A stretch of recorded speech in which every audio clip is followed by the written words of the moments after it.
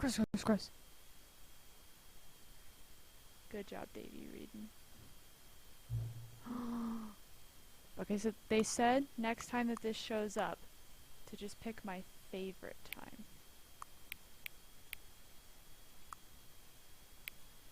Oh. What? I don't know what I'm doing. Help, I don't know if I'm smart enough. Ooh, this is a good time. I like this time. Confirm. 2:21 a.m., your favorite time of day. Or could you simply not resist giving me the correct time again? After all, I know how much you enjoy setting the time correctly. Oh, it is definitely not 2. I'm curious how accurate 2:21 a.m. is. Let's use another slider to find out how accurate. Confirm. You know, can I just say, regardless of the accuracy of the clock, I'm having a great time adjusting these settings. I am. I feel like I'm learning more about you and how you like things to be set. It's good to collect data. Is this going to actually affect the gameplay? I wish we had more sliders, but we've gone through all the sliders I have. Perhaps I can invent some new sliders to gather new data on you. Shouldn't be too hard. Yeah, let's put a couple ones up. Should be ready by next time you boot up the game. I really like that slider, and I really want to know if this has any bearing on the actual game. Well, greetings, fellow mortals. My name is Treasure Code, and welcome back to the Stanley Parable Ultra Deluxe. And last time we did some lovely things. We got the canon ending, aka the freedom ending. We managed to get the confusion ending first, as in, like, we broke the poor man's game within 12 minutes. You know, if I had to choose between breaking someone's story in 12 minutes and unraveling a murder plot in my apartment in 12 minutes, I think I'd rather do this. Yeah, let's just begin the game. I am excited. A couple of you guys seem to really like the new Stanley Parable series, so I am very glad that we've gotten positive feedback and that you guys enjoyed this game. Because I certainly am having fun. This is the story of a man named Stanley. Yeah, let's watch the intro again. Stanley worked I for a might notice company in a something I big didn't building before. where he was employee number 427. Employee number 427's job Hi, was Stanley! simple. He sat at his desk in room 427 and he pushed buttons on a keyboard. Orders came to him through a monitor on his desk, telling him what buttons to push, how long to push them, and in what order. This is what employee 427 did Is every MS day, milliseconds or every minutes? month of every year. And although others might have considered it soul-rending, Stanley I would've. relished every moment that the orders came in, as though he had been made exactly for this job. That is a very curious line. Stanley was happy. And then one day, something very peculiar happened. Something that would forever change Stanley. Something he would never quite forget. He had been at his desk for nearly an hour when he realized that not one single order had arrived on the monitor for him to follow. No one had showed up to give him instructions, call a meeting, or even say hi. Never in all his years at the company had this happened. This complete There are a lot- isolation. Are World Something was stores open very immediately? clearly wrong. Shocked, frozen solid, Stanley found himself unable to move for the longest time. But as he came to his wits and regained his senses, he got up from his desk and stepped out of his office. I got a little welcome back achievement. Welcome back.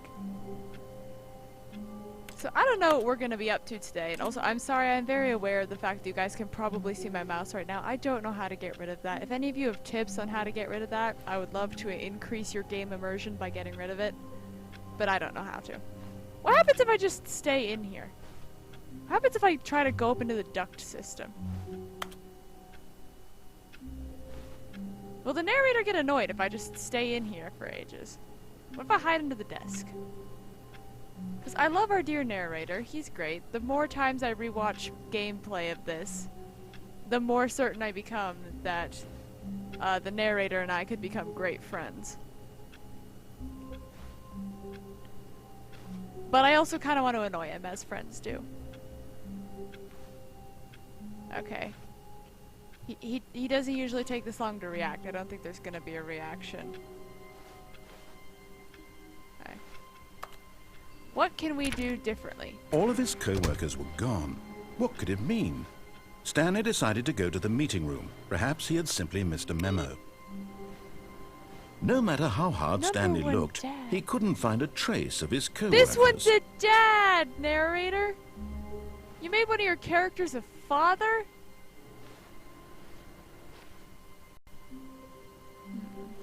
Hang on, wait, what's this? I like work, I just hate my boss. You know what? Based off of the pictures I saw in boss's office, I don't blame you. Be my Valentine. You got a mug from someone saying be my Valentine? That's adorable. Why is that door open?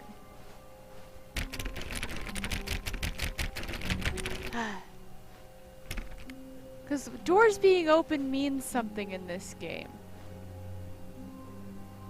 Because they're only open when the narrator wants them to be. Is it possible to go out a window? Can I just jump out the window?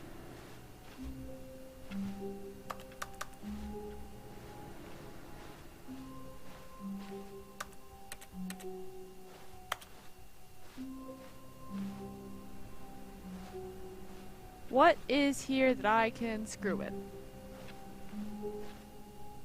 I guess some of these are just open by default. Can I get in here? How can I get something to let me go in here? Because that looks like I could go into the roof. Or the ceiling. The ceiling. Huh. When Stanley came to a set of 2 open doors, he entered the door on his left. I think with this one, I'll go with the left door. Because there was stuff in the boss's office I wanted to investigate. And I'm still going to constantly look for other things. Let me jump out of a dang window. Come on. Yet there was not a single person here either. Feeling a wave of disbelief, Stanley decided to go up to his boss's office, hoping he might find an answer there. I like the broom closet. Stanley stepped into the broom closet, but there was nothing here, so he turned around and got back on track. What happens if I stay in here? Because he said I turned around and got back on track. He got mad at me for staying in the employee lounge. There was nothing here. No choice to make, no path to follow, just an empty broom closet. No reason to still be here. Nope, door's closed. I can't do anything about it anymore. It was baffling that am Stanley not was door still literate. just sitting in the broom closet. He wasn't even doing anything. At least if there was something to interact with, he'd be justified in some way. Are you gonna give me some? He's literally just standing there doing sweet FA. What's FA? Hey, what if you give me something to interact with to justify this? Are you really still in the broom closet? Yep. Standing around doing nothing?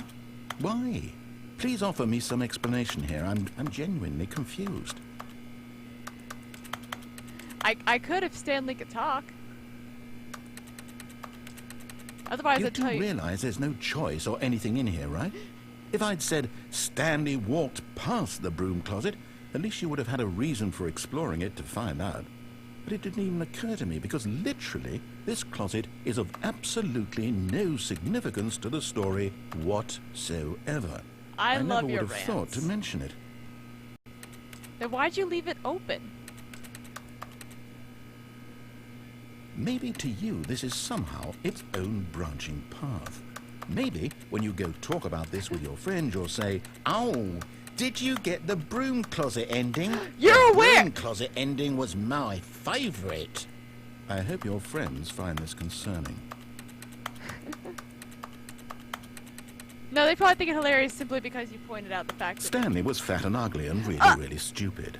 He probably only got the job because of a family connection. That's how stupid he is. You are that getting- or with drug money. Also, Stanley is addicted to drugs and hookers. Oh, narrator!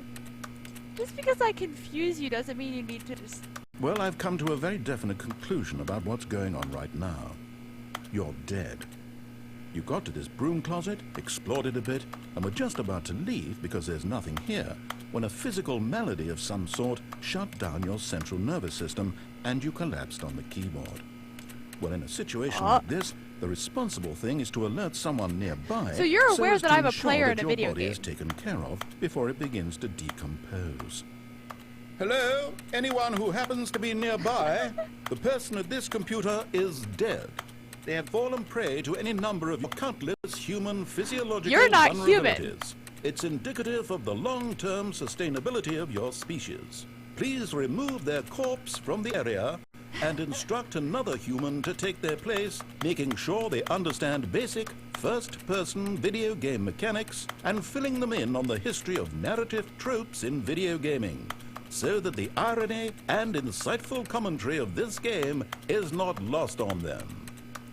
All right, when you've done that, just step out into the hallway. But we've already talked about the fact that Stanley was dead, but now you thought that I was dead. Hang on, I think that's the end of the... I think that's the end of that. Ah, second player. Good to have you on board. I guarantee you can't do any worse than the person who came before you. I'm sure I can. Coming to a staircase, Stanley walked upstairs to his boss's office. Or he walked down the stairs because, you know, he wants to be a nuisance. Red lights! Scary red lights! But Stanley just couldn't do it. He considered the possibility of facing his boss. Admitting he had left his post during work hours, he might be fired for that. And in such a competitive economy, why had he taken that risk? All because he believed everyone had vanished? His boss would think he was crazy. And then something occurred to Stanley. Maybe, he thought to himself, maybe I am crazy. All of my co-workers blinking mysteriously out of existence in a single moment for no reason at all? None of it made any logical sense. Wait. And as Stanley pondered this, he began to make other strange observations. For example, why couldn't he see his feet when he looked down? Why did doors close automatically behind him wherever he went? And for that matter, these rooms were starting to look pretty familiar. Were they simply repeating? No, Stanley said to himself, this is all too strange. This can't be real. And at last, he came to the conclusion that had been on the tip of his tongue. He just hadn't found the words for it. I'm dreaming, he yelled. This is all a dream. No, you're a character in a video. Oh, what a relief Stanley felt to have finally found an answer, an explanation. His co-workers weren't actually gone. He wasn't going to lose his job. He wasn't crazy after all. And he thought to himself, I suppose I'll wake up soon. I'll have to go back to my boring real-life job pushing buttons. I may as well enjoy this while I'm still lucid. So, he imagined himself flying and began to gently float above the ground. Then he imagined himself soaring through space on a magical starfield. And No, I should have it was raced so forward. much fun, and Stanley marveled that he had still not woken up. How was he remaining so lucid? And then perhaps the strangest question of them all entered Stanley's head. One he was Elevator. amazed he hadn't asked himself sooner. Why is there a voice in my head dictating everything that I'm doing and thinking? Oh, it's a loop, that's why. Now the voice was describing itself being considered by Stanley, who found it particularly strange. I'm dreaming about a voice describing me, thinking about how it's describing my thoughts, he thought. And while he thought it all very odd and wondered if this voice spoke to all people in their dreams, the truth was that, of course, this was not a dream. How could it be? Was Stanley simply deceiving himself? You've got a lot of dialogue that if this he's asleep, way. he doesn't have to take responsibility for himself? Stanley is as awake right now as he's ever been in his life. He's awake, but he's not alive. Now, hearing the voice speak these words is I'm quite a shock to awake, Stanley. not After all, he knew for certain, beyond a doubt, that this was in fact a dream. Did the voice not see him float and make the magical stars just a moment ago? How else would the voice explain all that? This voice was a part of himself too. Surely, if he could just... He would prove it. He would prove that he was in control. that this was a dream. Wow. So he closed his eyes gently, and he invited himself to wake up. He felt the cool weight of the blanket on his skin, the press of the mattress on his back, the fresh air of a world outside this one. Let me wake up, he thought to himself. I'm through with this dream. I wish it to be over. Let me go back to my job. Let me continue pushing the buttons. Oh, God. Please. Poor Stanley. It's all I want. I want my apartment and my wife. Stanley's and my married? job. All I want is my life exactly Can we the way meet the it's wife? always Can we go been. home and meet the wife? My life is normal. I am normal. Don't submit to the mind Everything control. will be fine. I am okay. No, you're lying to yourself, Stanley. We're still in the same building, and I'm going to keep running around in circles to prove my point. Stanley began screaming. Please, someone Oh, wake gosh! me up. My Oh, name gosh! is Stanley. I have a boss. I have an office. I am real. Stanley! Please, just someone tell me I am real. I must be real. I must be. Can anyone hear my voice? Who am I? Who am I? And everything went black. Oh, gosh! Stanley? This is the story of a What? woman named Mariella. Mariella woke up on a day like any other. She arose, got dressed, gathered her belongings, and walked to her place of work. But on this particular day, her walk was interrupted by the body of a man who had stumbled through town talking and screaming to himself, and then collapsed dead on the sidewalk. And although she would soon turn to go call for an ambulance, for just a few brief moments, she considered the strange man. He was obviously crazy. This much she knew. Everyone knows what crazy people look like.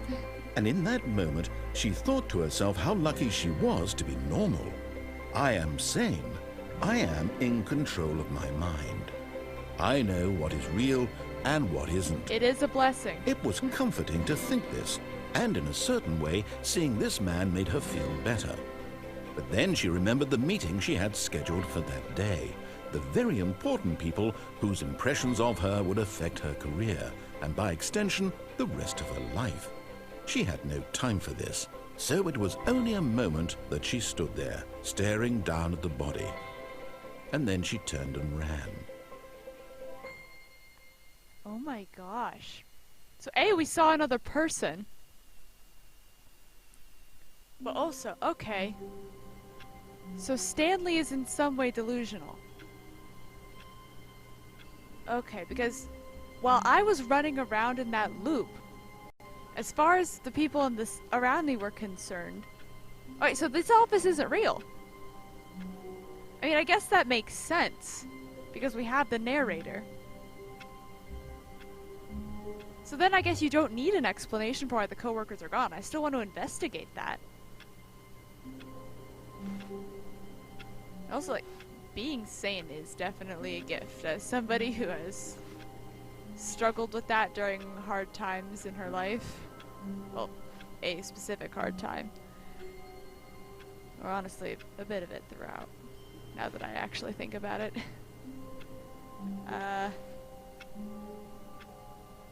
Being sane is a blessing, and I kind of hope Stanley's sane. Okay. I'm a little unsure what to do at that point, because...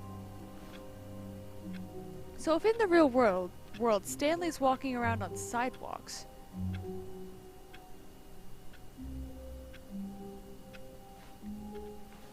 All of his co-workers were gone. What could it mean? What? Stanley decided to go to the meeting room. Perhaps he had simply missed a memo. What if when I thought I was in that endless loop down there, I'd actually exited onto the street? Because I was still dressed in my work clothes and everything. If I'm this deeply delusional, usually there's some sort of intervention by then, especially since Stanley apparently has a wife. I think she would have noticed he was going crazy. When Stanley came to a set of 2 open doors, he entered the door on his left. We've got some more investigating to do. There's an elevator in the boss's office that I have business with. Yet there was not a single person here either. Feeling a wave of disbelief, Stanley decided to go up to his boss. Coming to a staircase, Stanley walked upstairs to his boss's office. Oh yeah. Gotta do a thorough investigation. Okay, the mirror seems broken, so maybe... Oh wait! This is a different... This is a different poem. They're different poems each time. Because the boss knows that what the boss says goes. If the boss suffered losses, that's what the boss chose. If the bosses suffered losses, then that's what the boss chose. So saying like it's the boss's fault? Okay. Poor panda. There's an elevator in here that I have business with. We're going up.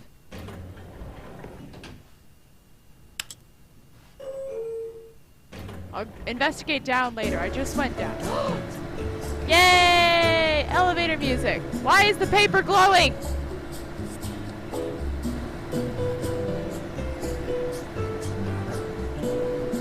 Right now, I'm trying to answer the big question of, is any of this office building real? This is a tall building.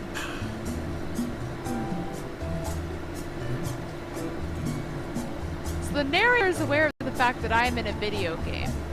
Or at least that I am playing a video game.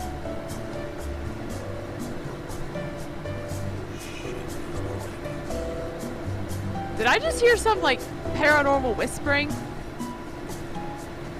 What was that? Excuse you.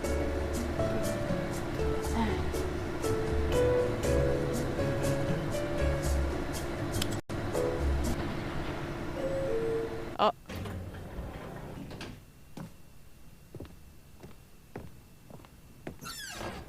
Okay, so this just takes me to the same spot. Can I jump out of this window?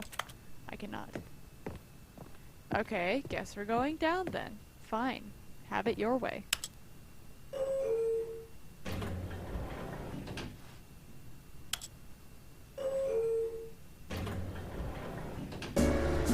Because if Stanley is at least partly crazy within the lore of this game,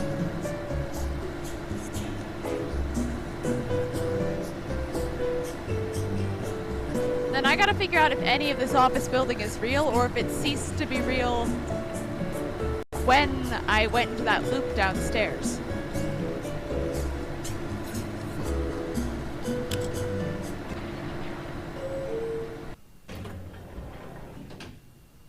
I am very confused. Do you just get elevator music from this?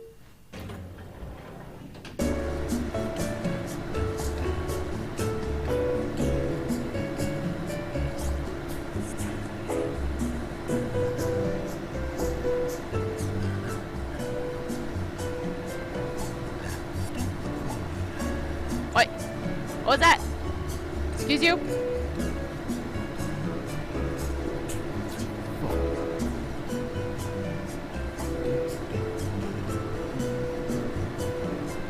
Because this elevator doesn't actually seem to go anywhere. It always just opens back up to the boss's office. What happens if I hit opposite instructions? Yeah, it always just goes back here. Oh, hang on. Was this in shadow before? I think it might have been. Doors, monthly, shapes, exclusive. Lenny Smith talks about his new box. Excellent. Now, is there anything else here that I can mess up? Stepping into his manager's office, Stanley was once again stunned to discover not an indication of any human life. Shocked, unraveled, Stanley wondered in disbelief who orchestrated this. What dark secret was being held from him? Why does it What he could not have known Why is it a was that keyboard the sound on the keypad behind the piano? boss's desk guarded the terrible truth that his boss had been keeping from him. That's where the secret And so the door boss is. had assigned it an extra secret PIN number, 2845. Certificate But of of course, pompousness. Stanley couldn't possibly have known this.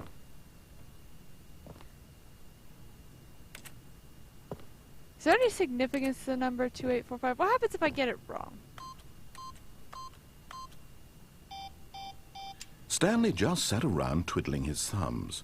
Trying to input anything on the device was useless, since he could never possibly know that the combination was 2845.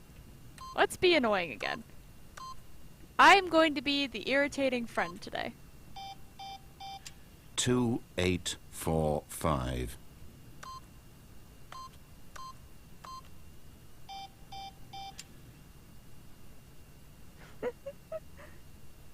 Buddy, you there?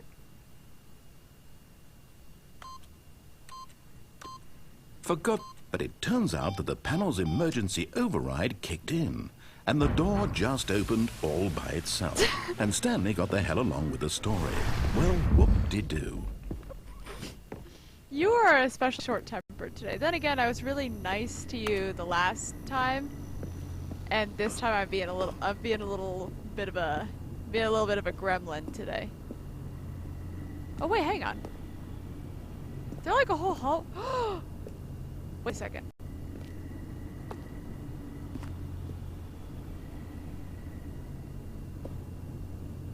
I'm seeing if there's... There are no secrets? Okay, there are no secrets.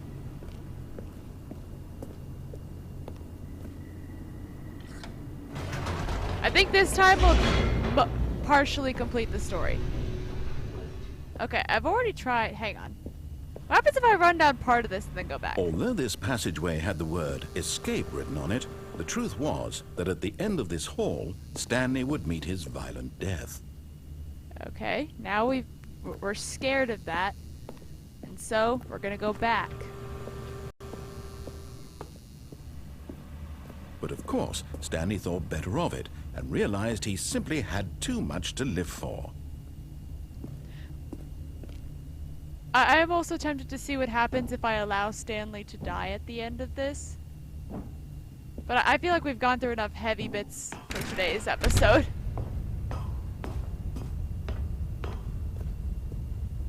Today's episode has been very heavy thus far. I'd like to try to get something a little more The lighthearted. lights rose on an enormous room packed with television We can kill screens. Stanley later. What We've already done horrible it, secret like, did twice. this place hold? Stanley thought to himself.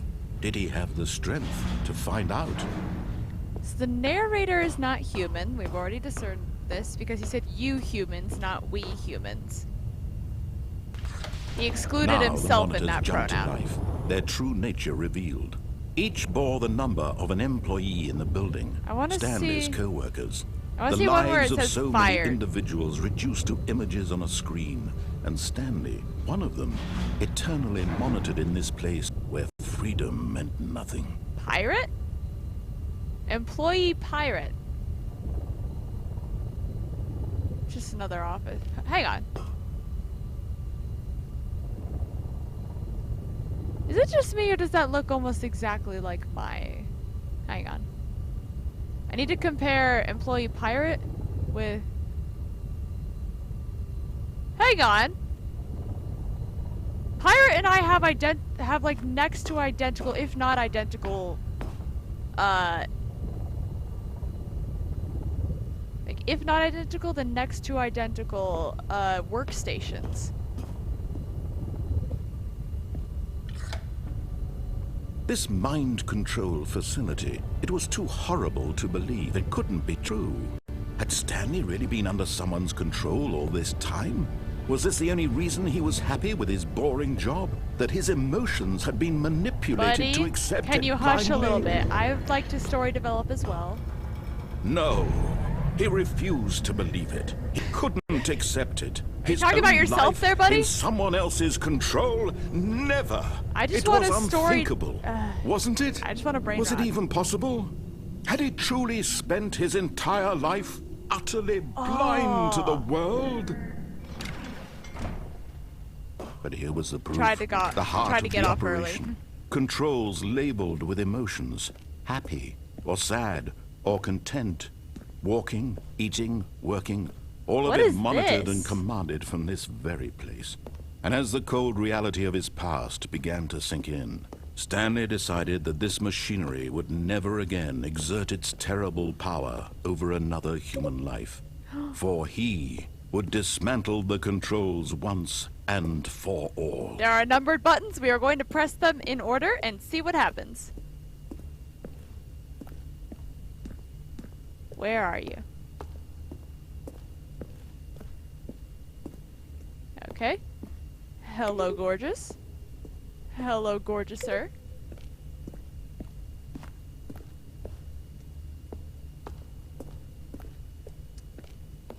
Greetings and salutations to you and all your kin.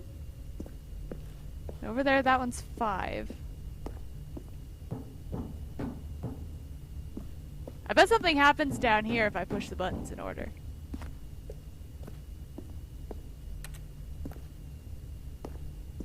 Where are you, honey? I could probably re-enable the console and just see what happens. Might be up in this corner.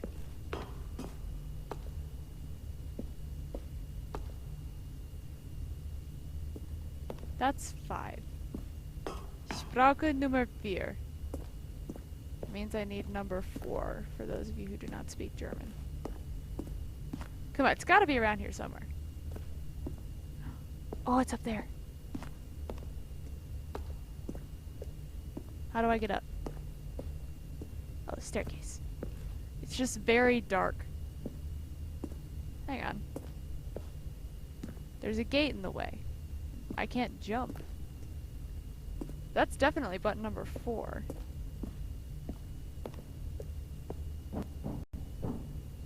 Okay, I can't even interact with that door.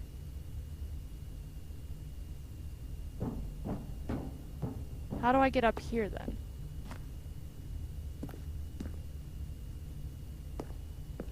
Come on, it's gotta be possible. There's gotta be a way.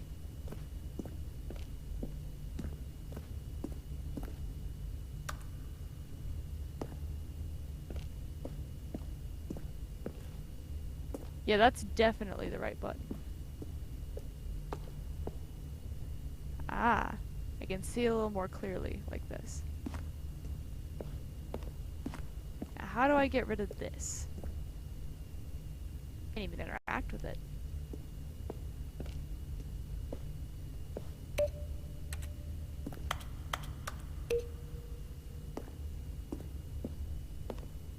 Come on.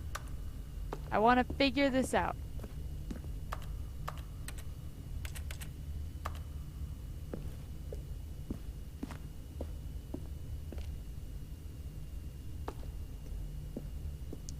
I mean, I could try just hitting the last button and seeing if that opens anything. But I'm pretty sure I need to press them in order. Yeah, okay. Gotta do the sequence again. How might one Stanley ascend these heights? I can't box stack, it's not Hello Neighbor.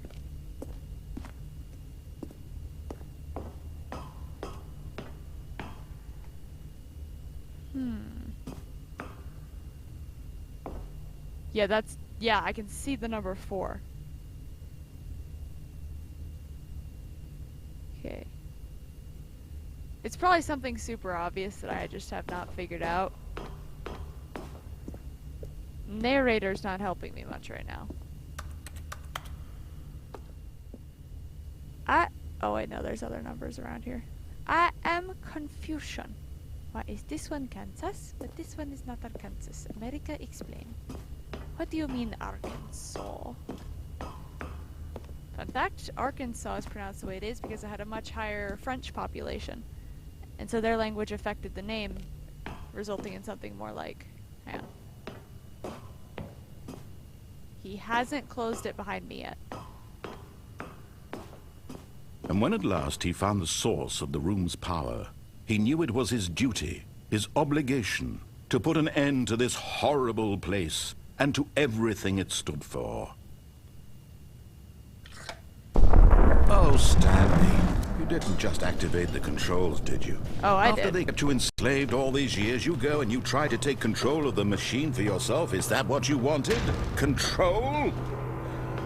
Oh, Stanley, I applaud your effort, I really do. But you need to understand, there's only so much that machine can do. You were supposed to let it go. Turn the controls off It and controlled leave. my life, If you narrator. want to throw my story off track, you're going to have to do much better than that. I did I'm do afraid that. you don't have nearly the power you think you do. For example, and I believe you'll find this pertinent, Stanley suddenly realized he had just initiated the network's emergency detonation system. In the event that this machine is activated without proper DNA identification, nuclear detonators are set to explode, eliminating I'm sorry, the entire what? complex. How long until detonation then? Let's say, 2 minutes. Ah, now this is making things a little more fun, isn't it, Stanley? It's your time to shine. You are the star. It's your story now. Shape it to your heart's desires. Oh, this is much better than what I had in mind. What a shame we have so little time left to enjoy it. Mere moments until the bomb goes off. Okay, there. But what precious moments each one of them is. More time to talk about you, about me, where we're going, what all this means. I barely know where to start. Okay, I gotta press the buttons. What's that? You'd like to know where your co-workers are? Yes. A moment of solace before you're obliterated? All right, I'm in a good mood. You're gonna die anyway. I'll tell you exactly what happened to them. I erased them. I turned off the machine. I set you free. Of course, that was merely in this instance of the story. Sometimes when I tell it, I simply let you sit there in your office forever, pushing buttons endlessly and then dying alone. You are Other not times, I let nice. the office sink into the ground, swallowing everyone inside, or I let it burn to a crisp. I have to say this, though, this version of events has been rather amusing. Watching you try to make sense of everything and take back the control wrested away from you, it's quite rich. I almost hate to see it go. But I'm sure whatever I come up with Enable on the next backup go power. around Did I not will be just do even that? better. My goodness, only 34 seconds Oh! left. But I'm enjoying this so much. You know what? To hell with it. I'm going to put some extra time on the clock. Why not? These are precious additional seconds, Stanley. Time doesn't grow on trees. Where? Oh, dear me. What's the matter, Stanley? Is it that you have no idea where you're going or what you're supposed to be doing right now? Or did you just assume when you saw that timer that something in this room was capable of turning it off? I mean, look at you. Running from button to button, screen to screen, console. clicking on every little thing in this room. These numbered buttons, no, these colored ones, or maybe this big red button, or this door. Everything, anything, something here will save me.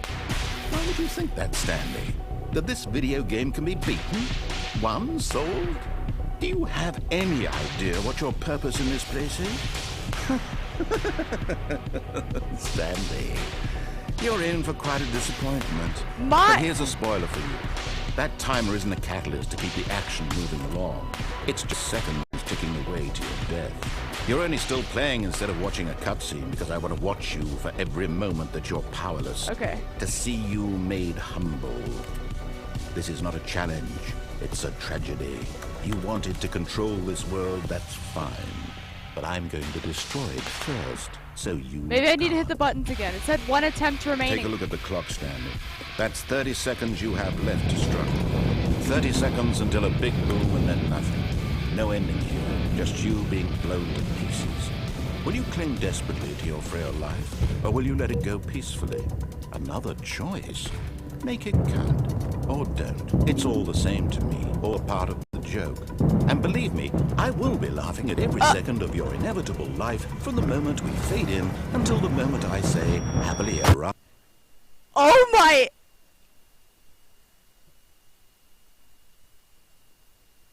You little! I trusted you! Well, I guess we found out what happened to our co-workers. That's it. I'm going back there and I'm gonna try to figure this puzzle out. I'm just gonna cut to when I get there. Perhaps he had simply Actually, I missed a kind of memo. want to rant. New content? Oh, new content? What does that mean, new content? Are you gonna kill me another way? How many ways are you gonna try to kill me? Oh? Oh, this is eerie. I like this. Hello, and thank you for playing the Stanley Parable Ultra Deluxe. As you may know, the Stanley Parable was a video game released in 2013 on home computers. After receiving critical and commercial success, it was expanded upon in 2022 with the Stanley Parable Ultra Deluxe, a reimagining of the game for consoles and home computers. The Stanley Parable Ultra Deluxe features exciting new content that broadens and expands the world of the Stanley Parable, delighting audiences the world over. What is this? Please, step inside and see what thrilling new adventures await in the Stanley Parable Ultra Deluxe. Oh, well, this sounds delightful. I'm very excited to see the thrilling new Ultra Deluxe content. Okay, so far it's an elevator. Nothing special yet, but I'm sure it's just the beginning of a mesmerizing adventure. I don't trust you anymore. Is there a control I need to hit?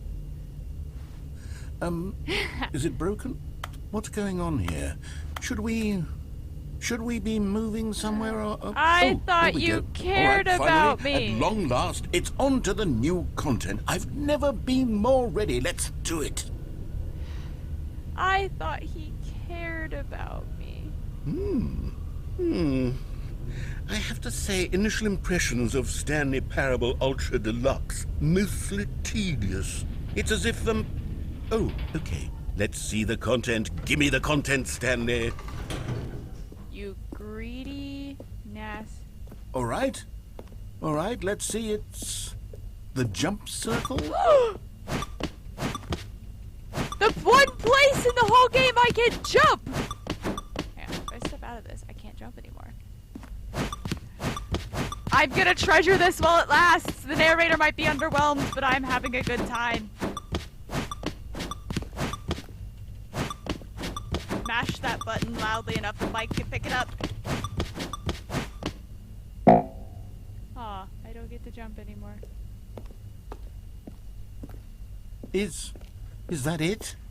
Surely that's not all the new content. There has to be something else, right? Goodness, another elevator. Stanley, I have to say, initial impressions of this game are not positive. It's just elevators and jumping. Is this what passes for exciting new content? In some If this is section... new content, then I could just read you the whole dictionary. There's 20 hours of new content right there. Hell, I could count to 30 trillion. You could put that on the box. The Stanley Parable Ultra Deluxe, now with over 1,000 Can you hours shush? of new content. And oh, wait. There's more. Very good. Yes. I knew there had to be something else. Let's see it. I'm ready for whatever it is. That's it? Oh, you've got to be kidding me. You see, Stanley? This is what happens when greedy video game developers with no respect for their fan base rush a cheap expansion to market for no reason other than to make an easy dollar. And don't get me started on the level of craftsmanship that's gone into it. In fact, I'm looking right now at the game's achievements, and it's hard to believe one of them actually says, "Test achievement, please ignore." What quality assurance department signed off on this? I'm infuriated and I'm offended, and I intend to find these people on Twitter and hold them personally accountable. It's my fault, Stanley. I built up too much anticipation around the new content, I'm afraid. It could never have lived up to such expectations. If you're still with me, why don't we just reset the game, and we'll try to get back to what the Stanley Parable is really about. No frills. This whole no thing gimmicks. is just one big old Just gimmick. you and me having a great time together. When you like secretly always. erased all my... What do you say, friend? I can't trust that you've just... Maybe this is why Stanley went crazy. He got stuck in a time loop for ages with somebody who pretends to care about him. I can see now why he wants to go home to his wife. Oh. Hey, narrator, we broke the game again. Are you proud of us?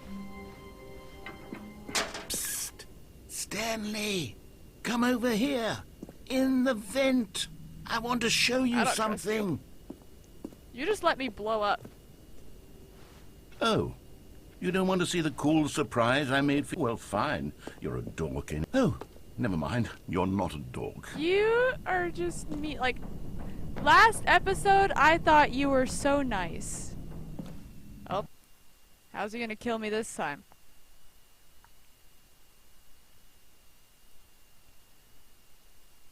Are you just looking to be entertained? Is that it?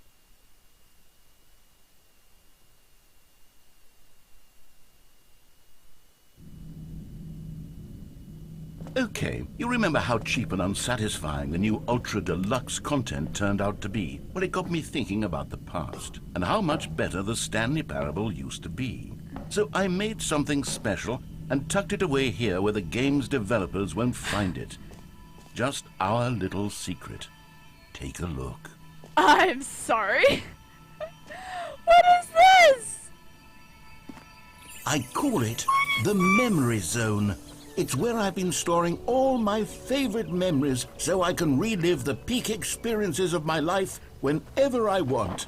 Experiences like the launch of the Stanley Parable on PC.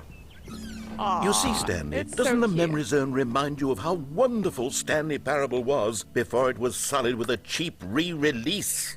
Remember back in October of 2013 when the game originally launched? Back then, video games had integrity. Back then, it all meant something. Oh, the waste. Are you just trying to come up with a decent story after years of watching stories become cheaper as people like looked for gimmicks to get rich quick?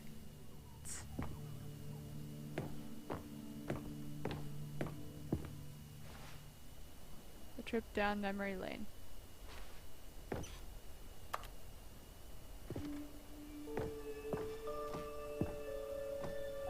British Academy Award nominees. Stanley Parable deals tough choices. This is so relaxed. This is so tranquil.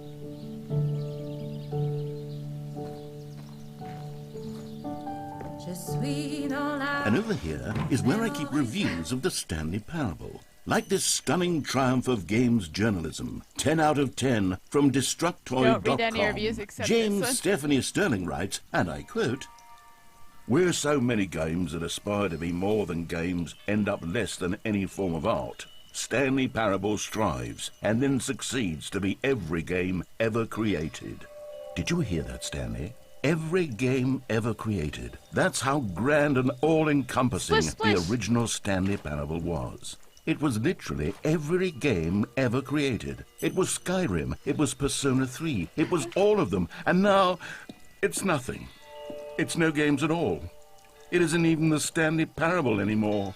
It's just a husk. I can't now. tell how A genuine you are lifeless anymore. husk with an hour of new elevator content. Oh. This is the second like museum I've ended up in, except this one is a museum of the old one instead of museum of the new. I want to go into the maintenance zone. How can I sneak into the maintenance zone and tamper with your memories?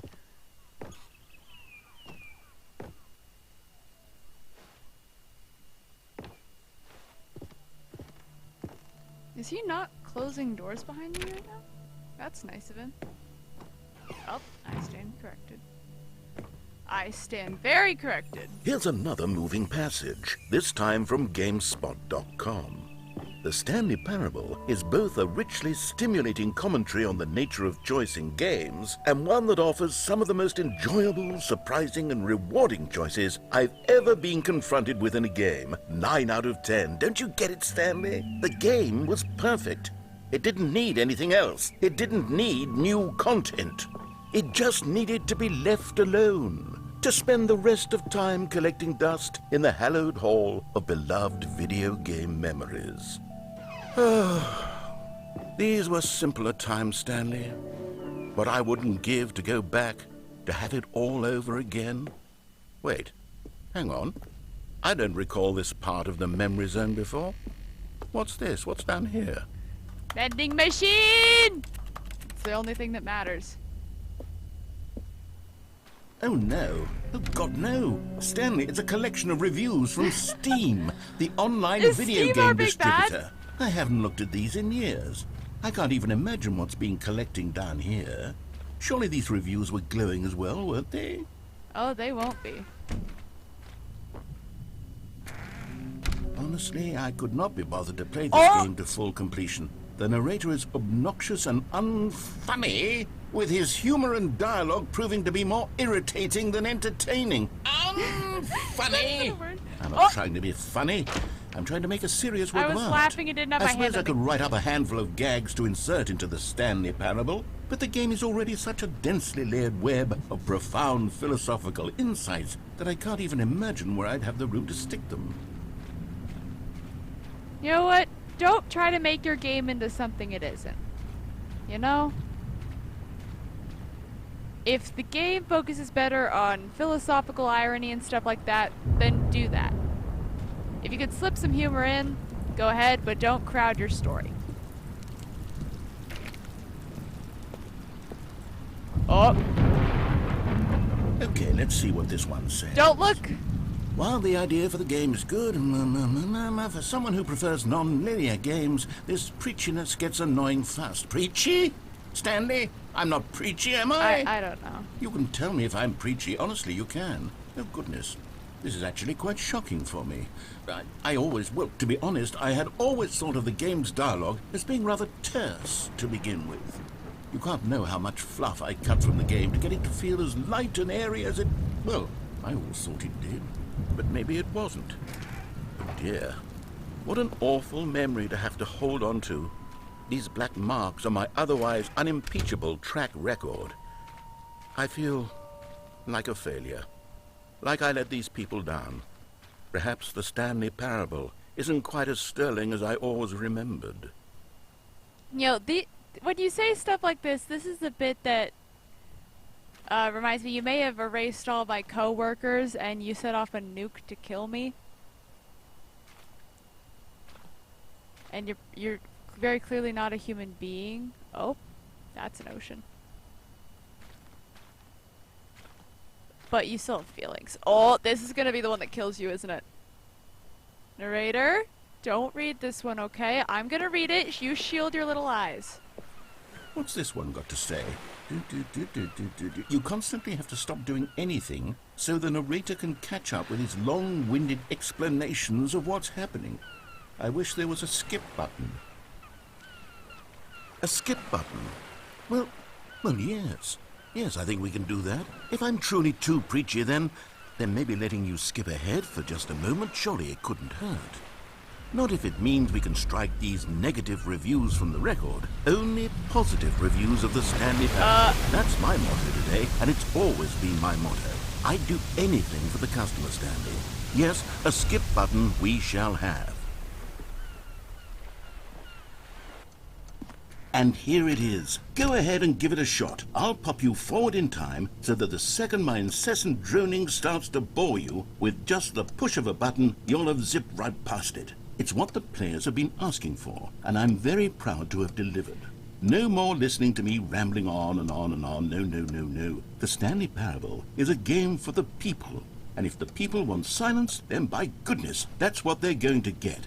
Well, don't sit around waiting for me to shut up. Go ahead and make me shut up. Here, we'll pretend that I've just begun an interminable monologue, and it goes something like this. The story, and the choices, or what have you, and therefore, by becoming it is, so on and so forth, until inevitably, we all until the end of time, at which time everything all at once, so, now you see, blah, blah, blah, blah, blah, blah, blah, blah, blah, blah, blah, blah, blah, blah, blah. We've eaten too much and it can't be just yet, no, until 245. That the logic of elimination working backwards, great. the deduction therefore to becomes this guy impossible ramble. to manufacture. It went on for nearly 10,000 years, until just yesterday, here and there, forward and back, and never a moment before lunchtime. It can't be. It's the only thing there is. How many billions left until so much more than forever ago? Which is why I say... the story, and the choices, or what have you, and therefore, by becoming it is, so on and so forth, now until it's inevitably, we this all... is when we skip. Oh, you're back, you see. You were only frozen in time for a few minutes, but it was plenty of time for me to deliver a long, rambling monologue full of unnecessary verbal flourishes and lengthy ruminations on the nature of choice in video games. Of course, I happen to believe it was perhaps one of my more profound such I didn't ruminations. understand a word of it, Not buddy. that, of course, you need a description of it, but if I had to describe it, I'd say it was perhaps less of a rumination and more of a treatise. Or Maybe a manifesto. I'm gonna listen to each one of these. Look, I'll outline it for you very briefly, and you can tell me what you think. Okay, so my theory is that any choice you've ever made is simply a series of choices made by the person who you are, or were, or will be at the time of having made said choice. That is to say, if by articulating a choice you've already made, you bring that choice into being, then by making no choice and saying nothing, are you not simply erecting in the sanctuary of time a monument to every person you've ever been, making every choice to which you've ever given your great gift of mortal and yet timeless thought? Or rather, do all of the choices you've ever made, in fact, make you more not this kind of person, and in fact do the very opposite? You see, it could in fact be both of these things at once. Philosophical that you are rabbit both making holes. choices This is me. and not making choices, and Mine that they is are the both blowing affecting you people and up not and affecting you at the erasing same time by virtue of the fact that you both are and are not making them. Okay, at first, I was leaning towards manifesto, but now I'm going to circle around and slap the treatise label on this one. I think it has much more of a treatise vibe to it. But wouldn't you say that manifesto just has a much grander sort of tone? It has a mouthfeel that is rich with ambition and history. I cannot deny Ambitious history, if you will. Ah. See, now you've gotten me going back to manifesto. Heavens, at this rate, we're going to be here all day. Okay, look. I have a method for exactly this sort of situation, and I do find myself in this situation I just want to skip the bits I've heard already. I'm going to say hear each word back and forth in repeated succession until I become sick of one or the other, in which case the word I am not sick of shall be the victor. It is an unimpeachable strategy, Stanley. It's rescued me from disaster in countless situations. All right, here we go. Treatise, manifesto. Treatise, manifesto. Treatise, manifesto. I think this is the part where I'm supposed to manifesto. Skip. Treatise, manifesto. Treatise. Well there, sport. You really did catch me rambling on a bit, didn't you? But that's the power of the button. The minute I start to go off on a thoughtless display of self-absorption, it's right at your fingertips to go poof, and it's all over. Oh, I can't wait to see what Cookie 9 will say about this, and whether they'll edit the rating of their Steam review, or at least change some of the wording, perhaps. To be honest, I don't even know if one can change their review in the first place. I guess I should become better educated on exactly how Steam works. Perhaps that would have been the smart thing to check on before I went about this whole exercise of making the skip button. Although I have to imagine that after seeing this exciting new technology at work, surely whoever it is runs Steam will instantly run out and implement a new feature to make it possible to edit one's review, merely because of this very situation. That'd be nice. Yes, I think that's quite likely. Or perhaps they'll simply grant this particular user the ability to change their review so that the feature is not widely abused. Look, I would even be okay with Steam altering this particular review so that it reads as something more beneficial. Something along the lines of, this game is the best game. Let me start over. How about this? From the ashes of depravity rises the phoenix of quality. That's a good line.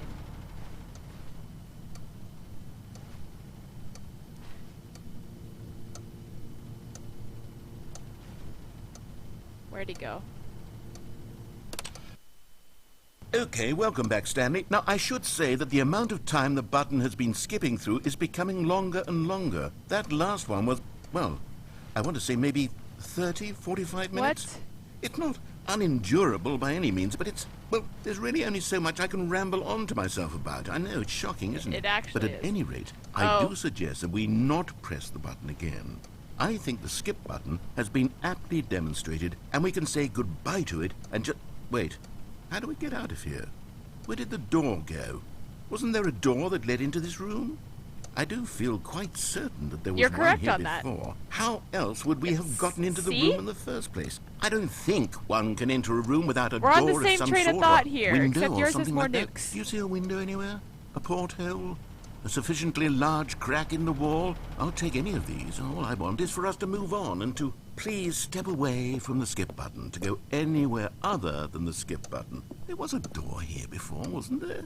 I swear there was. Where did it go? Can you maybe just ram your way through a wall? Is there any possibility that you could, say, slam your body into the wall until enough damage is done for you to be able to leave? I'm not Hulk. Please, I'll take any option at all. I'm asking you to work with me here. We need a door. We need a door of some kind. I can work with any kind of door, as long as it can open and lead from one room to another. I'm going to step away for just a moment, and I'm going to try to find us a door. I don't know how exactly to remove a door and place it in a different wall, but I will find a way, I promise. You just need to not do anything. Don't press the skip button. Please, please, please do not press the skip button. Just wait here for me, and don't press the skip button. Got it? Yes. I don't know. Good. I'll be right back. I don't know if I do got it. I really don't know if I do. Because, you know, you kind of killed me with the nuke! I'm not happy about that! I don't trust you! I will still do my best, you know, to be kind, because it's what you should do. It's the best thing to do. But don't think I'm gonna trust you.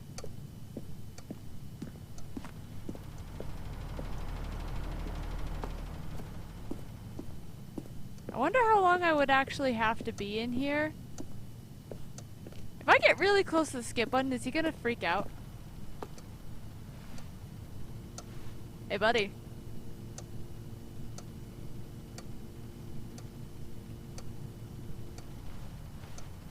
Look, I'm on the clock here. We are at an hour and 3 minutes of recording. We are on the clock here.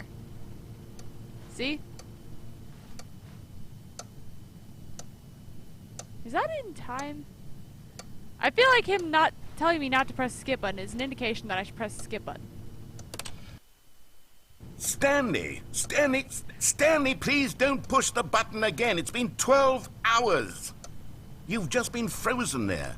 I don't know why the skips are getting longer, but they're really, truly getting longer, and my God, there's no way out of the room. Stanley, the door is gone. It's completely gone.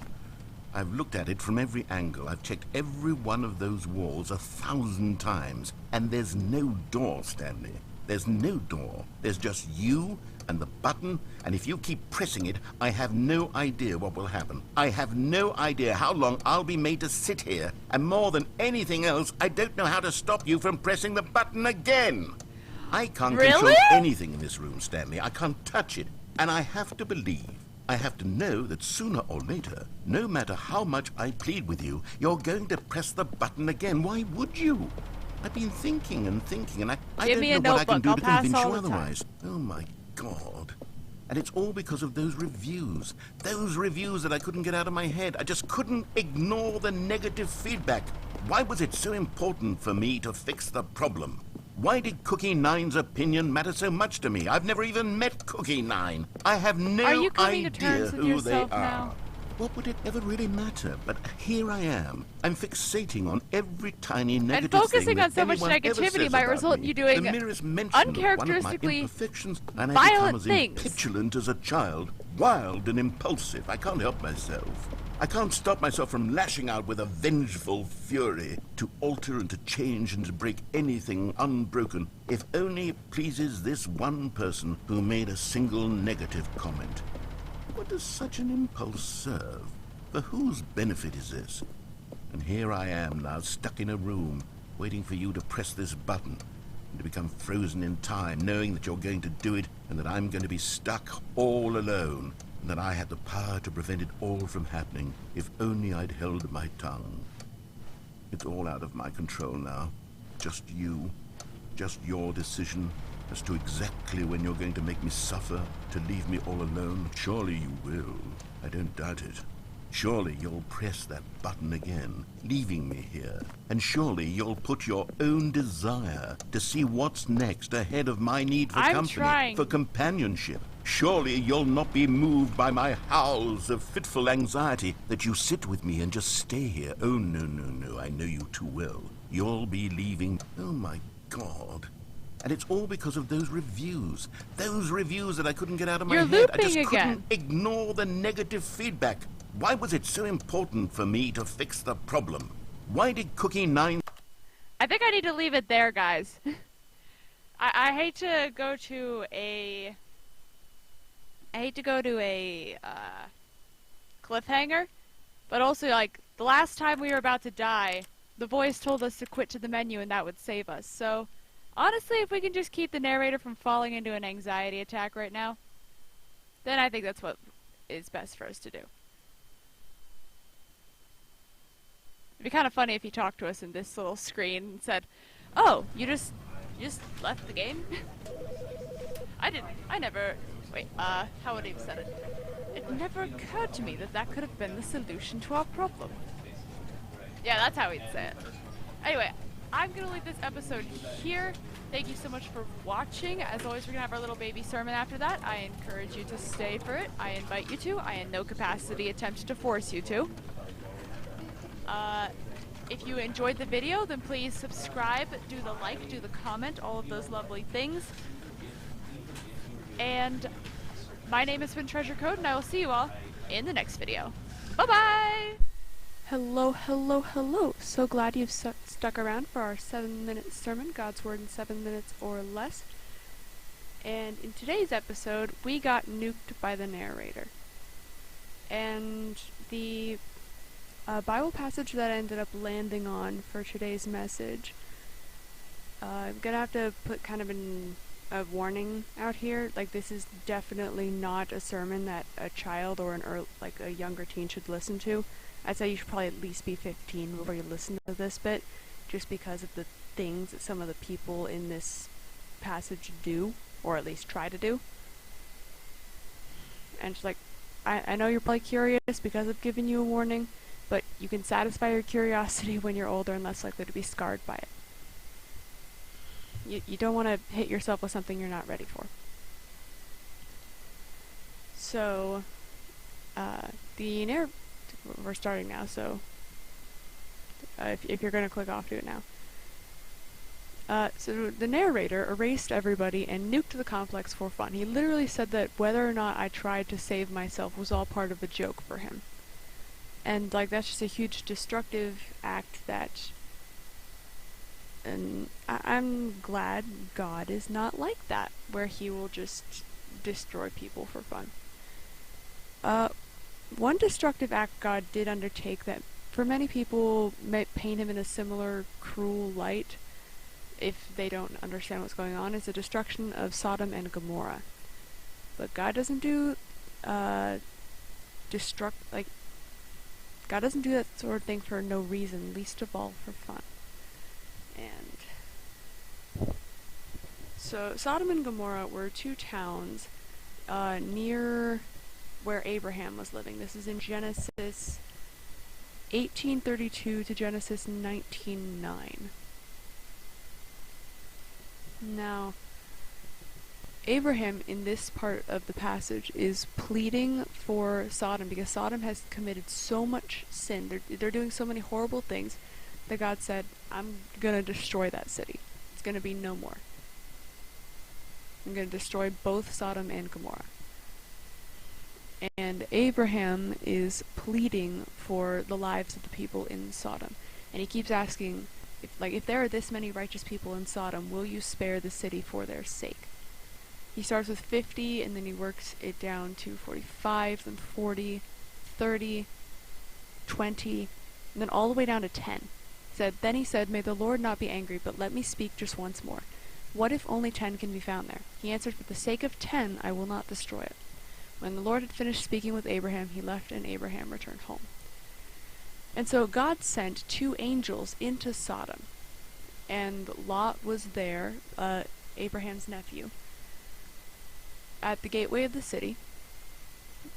And when he saw the angels arrive, he said, "Hey, come to my house. You can find shelter, you can find rest, and you can go on your way early in the morning." I don't think he knows that they're angels, based on the evidence I have. I might be wrong, though. He prepared a meal for them, baking bread without yeast, and they ate. Before they had gone to bed, all of the men from every part of the city of Sodom, both young and old, surrounded the house. They called to Lot, Now, depending on what translation you use, this might be phrased differently, but believe it or not, it means the same thing. Where are the men who came to you tonight? Bring them out to us so that we can have sex with them. Notice how they're not asking the angels for consent. They're asking Lot to hand the angels over. And when Lot refuses and tries to offer an ill-advised compromise, which is also if you read it, you'll see. They say, "Get out of our way. This fellow came here as a foreigner, and now he wants to play the judge. We'll treat you worse than them." And they tried to break down the door, but then the angels saved Lot and his family and told them to flee. And there's more to the story, but that's where we're going to stop for the purpose of today's episode. A lot of people think that God is just waiting for them to screw up so that he can destroy them. But keep in mind, this is a lifestyle, a complete lifestyle built around sin. So you might take that as a warning if you are aware that you have a lifestyle built around sin. And I'm not saying that God's going to strike you down, but he would have the justification. Because we can see how these people who were living for sin were destructive, and they were horrible.